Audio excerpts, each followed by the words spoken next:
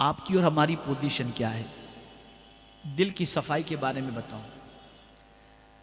गंदगी दो तीन तरह की होती है और उसकी सफाई के भी तीन प्रोसीजर है। सुन रहे हैं गौर से? ऐसा दुरूद शरीफ पढ़े बुलंद आवाज से कि मुझे यकीन हो कि आप अच्छी तरह सुन रहे हैं। अल्लाहुम्मा सल्ली अला सय्यिदिना व मौलाना मुहम्मदिन मादिनिल जूदि वल करम वाली व सहाबी व बारिक वसल्लम। सफाई तीन तरीके की, जैसी गंदगी वैसी सफाई। देखिए आईना जो होता है ना, आईना वो भी गंदा होता है, लेकिन उसकी गंदगी का मामला क्या होता है, उस पर गर्द गुबार आ जाता है। तो आप देखेंगे, जैसे मिसाल के तौर पर आप बाथरूम में गए, गीजर आपने ऑन कर लिया था, नल खोला, गर्म पानी आने लगा। अब गर्म पानी का भाप जो है, जो वो मिरर के ऊपर आ जाता है, तो जिसकी वजह से मिरर धुंधला सा हो जाता है। अब उसमें अपना चेहरा नज़र नहीं आता। उसको साफ कैसे करेंगे?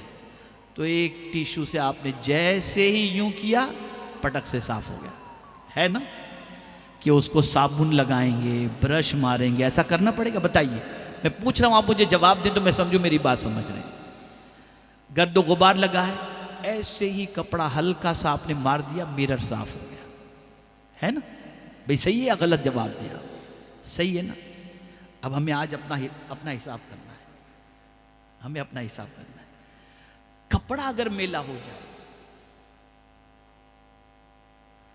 कपड़ा अगर मेला हो जाए, तो क्या उसको कोई टिश्यू से यूं फेर देंगे तो कपड़ा साफ होगा? जवाब दें, आप मेरी बात समझ लें। नहीं ना?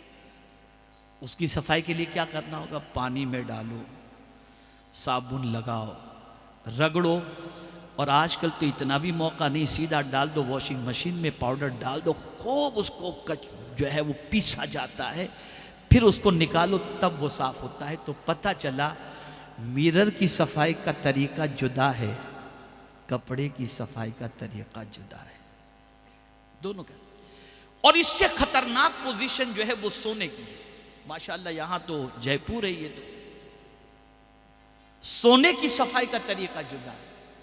अगर गोल्ड को साफ करना है, उसके मैल कुचेल को निकालना है, तो वहां साबुन भी नहीं चलेगा, ब्रश भी नहीं चलेगा, उसे सुनार आग के अंदर डालता है और फिर आग में जलाकर उसके मेल को खत्म करता है, फिर वो सोना निकालता है, तब वो प्योर बनता है।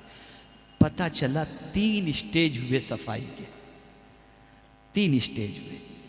एक यूं ही टिश्यू से साफ, एक रगड़ करके साफ, एक जला करके साफ।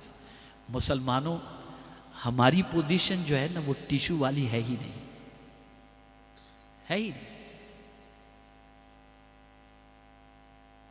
हम खुद अपने आप को देखें ना, अगर टिश्यू वाली है तो एक आयत पढ़कर दिल पर लगा हुआ जंग फौरन साफ हो जाए। यहां हर जुम्मा को आयतों का अंबार उलमा लगाते, कुछ फर्क नहीं पड़ता। इज्तिमाअत के अंदर आयतों के अंबार और हुजूर की हदीस सुनाई जाती है, कोई फर्क नहीं पड़ता। इतना सख्त मैला हो चुका है हमारा दिल, इतना गंदा हो चुका है हमारा दिल कि सफाई के लिए आयतें पढ़ी जाती हैं, अहादीस सुनाई जाती हैं, कोई सफाई नहीं हो रही। फिर मुसीबतें आती हैं, फिर मुसीबतें आती हैं। उसके जरिए अल्लाह रगड़ता है, साफ करता है अल्लाह। अब तुझे तकलीफ में डालते हैं, तो अब उस तरह से सफाई होती है। बाज लोग तो इतने जालिम होते हैं कि किसी हद तक ईमान का टिमटिमाता हुआ दिया तो उनके अंदर मौजूद होता है, लेकिन मुसीबतों में अल्लाह से करीब होने की बजाय सिगरेट शुरू कर देते हैं, पिक्चर देखना शुरू कर देते हैं, या फिर जो है वो ड्रग्स लेना शुरू कर देते हैं। नशे में हैं हम टेंशन हल्का कर रहे हैं इस तरीके से, तो वो मुसीबतें भी उसको साफ नहीं कर पाती। और फिर जब वो मरते हैं तो ईमान चूंकि उनके अंदर होता है, तो परवरदिगार गुनाहों की वजह से उन्हें जहन्नम की आग में डालकर उनकी सफाई करता है। और फिर जब वो साफ हो जाते हैं तब वो ईमान की वजह से जहन्नम से निकाल कर अल्लाह अज़्ज़ व जल्ल उन्हें जन्नत में आखिर में दाखिल फरमाएगा। अब हमें देखना है कि हमें किस तरह से अपने दिल की सफाई करनी, हम कैसे हैं, हमारा दिल कैसा है।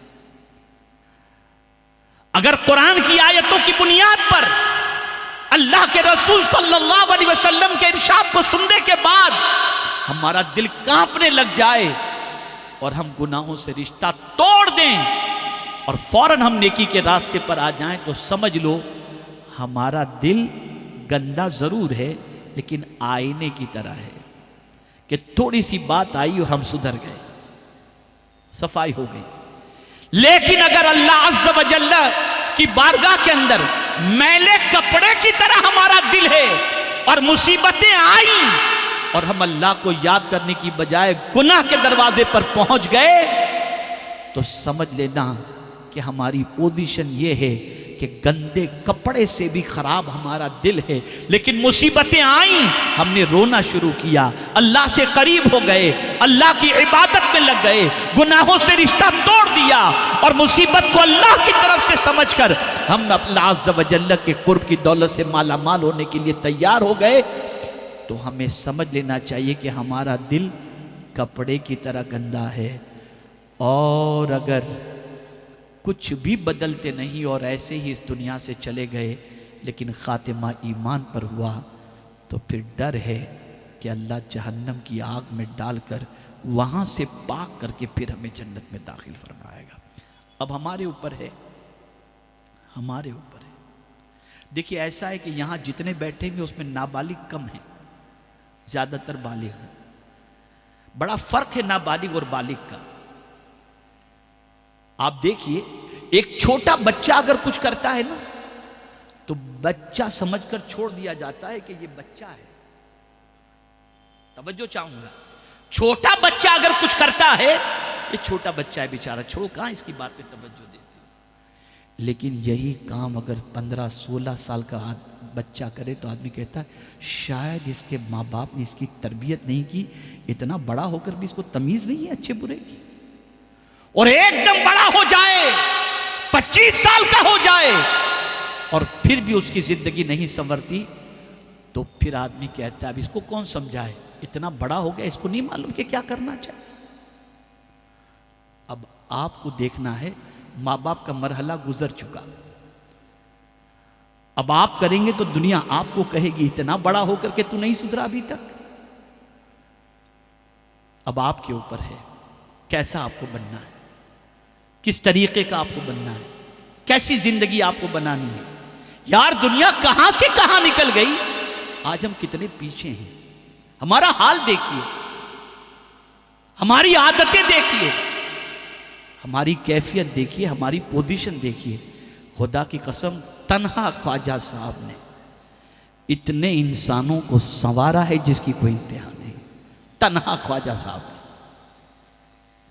इसलिए अपने आप को संवारो, मुबारकबाद के मुस्तहिक हो तुम कि ख्वाजा साहब के करीब रहने की अल्लाह ने तुम्हें तौफीक अता फरमाई है। बदलो अपने आप को, बदलो अपनी ज़िंदगी को। अल्लाह रब्बुल इज़्ज़त जल्ल जलालहू आक़ाए करीम सल्लल्लाहु अलैहि वसल्लम के सदक़ो तुफ़ैल हम सबको अच्छों की सोहबत इख्तियार करने की तौफीक नसीब फरमाए और हमें अच्छा बनने की तौफीक नसीब फरमाए। और आज के बाद इस तसव्वुर को जहन में रख लो कि गुनाह से रिश्ता ख़त्म। इस शेर को पेश करने वाले की अज़मत पर, यक साअत, एक घड़ी, सोहबते बाऔलिया, अल्लाह वालों की सोहबत एक घड़ी की, बेहतर अज सद साला ताअते बेरिया, बेरिया 100 साल की इबादत से बेहतर है। यानी देखिए नमाज की बात नहीं की गई, तवज्जो चाहूंगा, बेहतर असद साला नमाजे बेरिया नहीं, ताअत की बात की गई। यानी 100 साल तक प्योरिटी के साथ अगर कोई शख्स अल्लाह की बातों पर अमल करे, इससे बेहतर है कि एक लम्हे के लिए किसी अल्लाह के वली की सोहबत नसीब हो जाए। तो मैं कहता हूँ जब एक लम्हे की अल्लाह के वली की सोहबत इख्तियार करने वाले का मकाम इतना ऊंचा हो सकता है, तो जो मुस्तफ़ा की सोहबत इख्तियार करे उस सहाबी का मकाम कितना अर्फ व आला होगा। ए रसूल आज़म सल्लल्लाहु अलैहि वसल्लम के दीवानों, इन चीज़ों का ख्याल करो। अस्सलामु अलैकुम व रहमतुल्लाहि तआला व बरकातहू। मैं यहाँ अजीब एक ऐलान, बैठ जाएं, बैठे रहे। बैठ जाएं। अभी मैंने फाइनल किया है थोड़ी देर पहले, यहाँ आने से पहले